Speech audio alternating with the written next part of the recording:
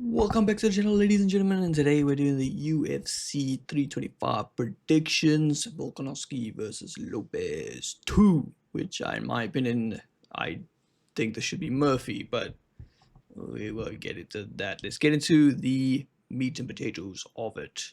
Let's start off with the main event of the evening, Alexander Volkanovski and Diego Lopez. What is my prediction for this fight? I think Volk has got Lopez's number. I think he's got him checked in. I wouldn't be surprised if Lopez does like flash Volk, but I feel like Volk has kind of got Lopez's number because even in the first fight, I believe there was a moment where Lopez looked like he got him, like flashed him, and he still recovered, got out of it, and ended up winning the fight. I think it's going to be very similar. Volk is too good, and I think Diego hasn't had enough time to get over that fight and adjust. And yeah, you can say, oh, look what he did to John Silver. John Silver just kind of ran at him and just kind of kept eating shots. Volk is not going to do that. Volk is going to be very smart with these shots and going to be very calculated. So I'm going with the GOAT of the division, Volkanovski. That's my prediction for that one, which puts Diego in a very bad spot, in my opinion, because I think he should have been fighting Yari Rodriguez on the undercard of this fight, and Leroy Murphy should have been fighting for the title. That's my honest opinion, but it is what it is. That's my prediction. I'm going to go with Volkanovski. Now let's go to the co-main event of the evening. Dan Hooker versus Benoit Saint Denis. This is a tricky one because I don't actually know. It depends on how Dan Hooker shows up. I've seen fights where Dan Hooker shows up and he's missing shit. He's just swinging crazy and he's getting absolutely smashed up. And then I've seen Dan Hooker come into fights where his shots are very accurate. He's fucking nailing his shots. But Benoit Saint Denis is a very hard puncher from what I've seen. So this is a very close fight. It's a very 50-50 fight in my opinion. I'm leaning more towards Saint Denis just because I don't know if Dan Hooker can deal with the pressure. Because I think if he clips Dan Hooker and Hooker does that thing where he's like he tails off a little bit to try and get away from you, I think it's GG's. I think it's game over. Um, but I just for the sake of the division, it would be kind of fun to see Dan Hooker get a dub, but I'm gonna go with Saint Denis on this one. But I do think this is gonna be a fucking amazing fight. I think it's gonna be an absolute cracker. These guys are gonna fucking throw bombs at each other. It's just about who has the better chin on the night. But yeah, I'm gonna go with Saint Denis to win this fight. Solid Dan. The next fight, Rafael Fiziev versus Mario Matrucio Rufi. This is also a very tricky one because Rufi is very fucking technical. He's really, really good. I think Fiziev is also very good, but he has like not a one-trick pony, but he's kind of like we haven't seen too much of him because he had that bad injury, and then his comeback fight was against Justin Gaethje, and he lost. Because I do feel like Gaethje's got his number. I think this is going to be also a very close fight, a very good fight. I think for Fiziev, he kind of needs to win this to get back into the picture. Rufi, if he loses this one, it's not that bad. Maybe you can just go for another guy. But I do think his skill set is very, very impressive. And I think for the fighting nerds, they're all going to get their comeback victories.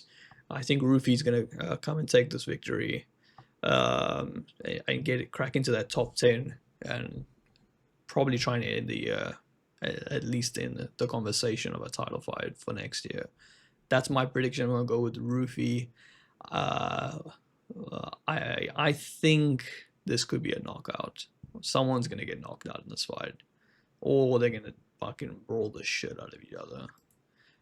Then the next fight is a heavyweight bout. Tai Tuivasa versus Tyson Teixeira. Now, obviously, the Ty's on a bit of a losing streak. There was a time where he could have fought for the world title, and now he's back at the queue. And he's got to get that motivation back. He says he's highly motivated. He's been working hard, and he's motivated to come back. I kind of want to see if Tennyson has got that dog in him, because he got absolutely fucked up by Derek Lewis, which Ty is also a very, very hard hitter, and he did rock. I think he even dropped fucking Cyril Gone. So he's not a joke. He's just kind of been getting some bad like string of fights.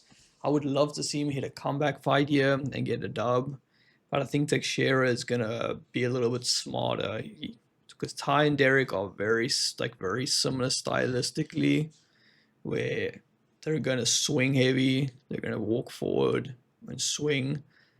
If Teixeira can just kind of use his reach advantage and his height advantage on him, and if he did do the game plan and he looked at the game plan properly and he saw those body kicks that Cyril was doing really fucked Ty up, he should throw in some of those.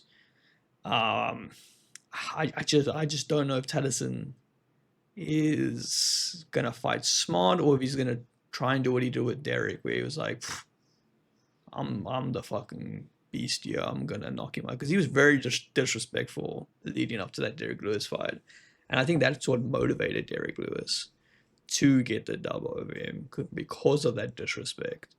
But yeah, I'm hoping for a tie victory. I'm a big Tautavasa fan. I really wanted him to beat Saragon to get a title shot. I don't know. He says he's motivated. A lot of the guys who train with him say he's been putting in the work. He looks good. But I don't know. Teixeira, he's a very good fighter from what I could see from his earliest. It was the Derek Lewis, which is I think he got too cocky, and he slipped up there.